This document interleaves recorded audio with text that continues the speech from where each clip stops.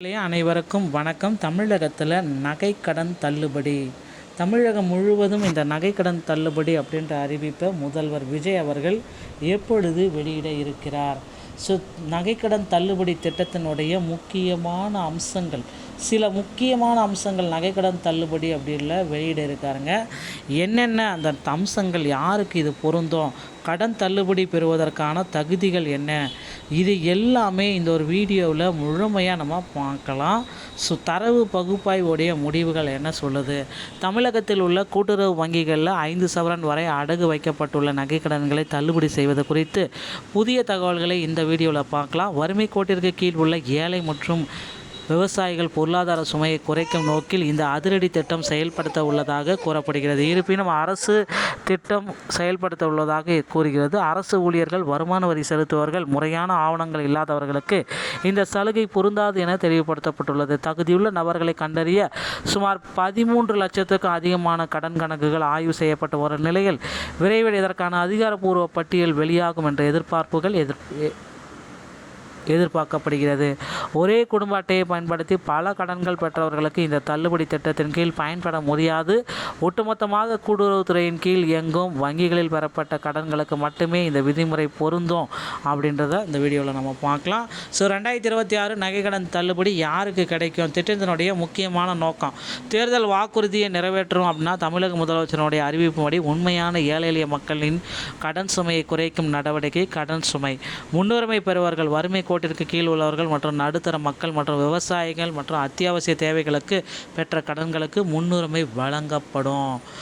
மாபெரும் கணினி தரவு டீட்டெயில்ஸ். ஒரு டேட்டாபேஸ் ரெடி பண்ணிட்டு இருக்காங்க. பெறப்பட்ட மொத்த நகை கடன்கள் 48 லட்சம், 35 லட்சம் கடன்கள் நிராகரிப்பு பண்ணியிருக்காங்க. 13 லட்சம் பேர் பார்த்தீங்கன்னா உறுதியான பட்டியலை ரெடி பண்ணியிருக்கிறதா தகவல் வந்திருக்குங்க. தள்ளுபடிக்கான முக்கியமான 3 அப்டேட் அப்படின்னு நம்ம பார்க்குறப்ப 5 சவரன் இருந்தால் மட்டும்தான் தள்ளுபடி. ஒரு குடும்பத்திற்கு ஒரு கடன் தான், ஒரு ரேஷன் அட்டைக்கு ஒரு கடன் தான். ஓகேங்களா? விவசாயம் மற்றும் அத்தியாவசியத்துக்காக கடன் வாங்குறவங்களுக்கு மட்டும்தான் இந்த தள்ளுபடி. 100% இது தள்ளுபடி கிடைக்கும். தள்ளுபடி எதில் பொருந்தும் அப்படின்னு பார்த்தீங்கன்னா, எந்தெந்த வங்கிகளில் பொருந்தும் அப்படின்னா, கூட்டுறவு வங்கிகள், தொடக்க வேளாண் கூட்டுறவு சங்கங்கள், நகர்ப்புற கூட்டுறவு வங்கிகள், ரிசர்வ் வங்கியின் கீழ் இயங்கும் குறிப்பிட்ட 8 பொதுத்துறை வங்கிகள், ஸ்டேட் பேங்க்கு, இந்தியன் பேங்க், இந்த மாதிரி. தவிர்க்கப்பட்டவை அப்படின்னு பார்த்தீங்கன்னா, தனியார் நிதி நிறுவனங்கள், திட்டத்தில் இணையாத பிற பொதுத்துறை வணிக வங்கிகள், இது எல்லாமே தகுதி இல்லை அப்படின்னு சொல்கிறாங்க.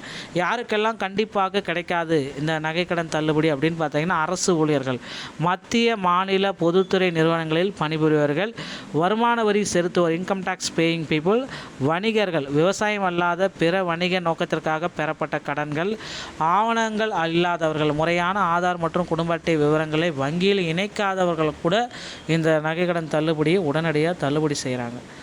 ஒரே குடும்ப அட்டையை பயன்படுத்தி பல கடன்கள் பெற்றால் எந்த கடனுக்குமே தள்ளுபடி கிடையாது. ஒரு குடும்பத்திற்கு ஒரு அட்டைக்கு ஒரு முறை மட்டுமே தள்ளுபடி வழங்கப்படும். 4-5 கடன்களை பிரித்து வாங்கியிருந்தால் அவர்கள் தகுதியற்றவர்களுடைய பட்டியலில் சேர்க்கப்படுவார்கள் அப்படின்றதையும் குறிப்பிட்டு சொல்லிட்டாங்க.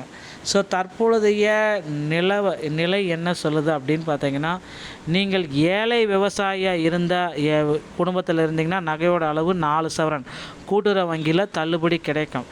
நடுத்தர குடும்பம் இருந்தால் 6 சவரன் கூட்டுறவு வங்கியில் தள்ளுபடிக்கு இல்லை. ஏழை விவசாயி 3 சவரன் தனியார் நிதி நிறுவனத்தில் கடன் வாங்கியிருந்தீங்கனாலும் தள்ளுபடி கிடையாது. அரசு ஊழியர் 2 சவரன் கூட்டுறவு வங்கி தகுதி இல்லை. ஒரே ரேஷன் கார்டில் 2 நபர்கள் தலா 3 சவரன் கூட்டுறவு வங்கியில் தள்ளுபடி கிடையாது.